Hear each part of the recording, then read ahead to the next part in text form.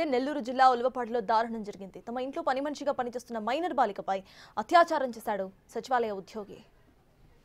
అయితే సింగరాయ సచివాలయంలో సర్వేయర్గా పనిచేస్తున్న రామకృష్ణ తన ఇంట్లో మైనర్ బాలికను పనికి పెట్టుకున్నాడు.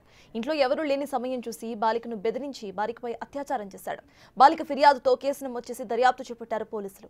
బాలిక గురించి సరైన సమాచారం లేకపోవడంతో మోపాడుకు సమీపంలో ఒక ఆశ్రమంలో చేర్పించారు. బాలికను పనిలో పెట్టించిన కొండయ్య దంపతులతో పాటు బాలిక పేరెంట్స్ పై కూడా కేసు నమోదు చేశారు పోలీసులు.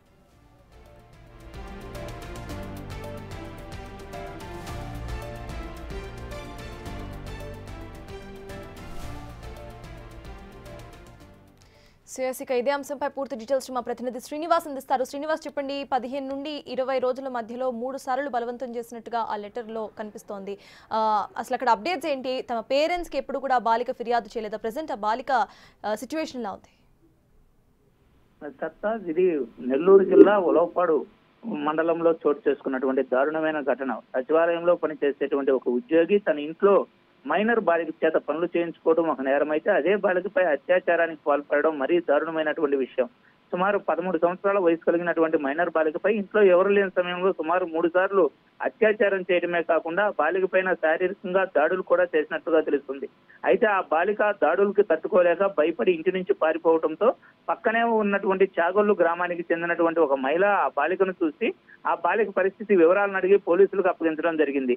అయితే ఆ బాలిక పోలీసులకు తన యొక్క వివరాలను పూర్తిగా స్పష్టంగా చెప్పలేని స్థితిలో ఉండటంతో ఆ బాలికను ఒక ఆశ్రమంలో చేర్పించి పూర్తి వివరాలను కూడా పోలీసులు సేకరించినట్లుగా తెలుస్తుంది. అయితే బాలిక సుమారు 4 సంవత్సరాల క్రితం నుంచి, అంటే సుమారు 8-9 సంవత్సరాల వయసు నుంచి కూడా వెట్టి చాకరీ చేయిస్తున్నట్లుగా తెలుస్తుంది. తల్లిదండ్రులు వారి ఆర్థిక పరిస్థితి బాగోలేకో మరే కారణంతో కానీ బాలికను సుమారు 8-9 సంవత్సరాల వయసులోనే వెట్టి చాకరీకి బాతులు కాసేందుకు, అదేవిధంగా ఇంటి పనులు చేసేందుకు కూడా పెట్టినట్లుగా తెలుస్తుంది. అయితే బాలికను ఆ విధంగా చిన్నతనం నుంచి కూడా వెట్టి చాకరీ చేస్తూ ఉన్న నేపథ్యంలో బాలికకు కనీస అవగాహన లేక ఎవరికి కూడా తన యొక్క పూర్తి అడ్రస్ వివరాలు కూడా చెప్పలేని స్థితిలో ఉన్నట్లుగా కూడా పోలీసులు చెప్తూ ఉన్నారు.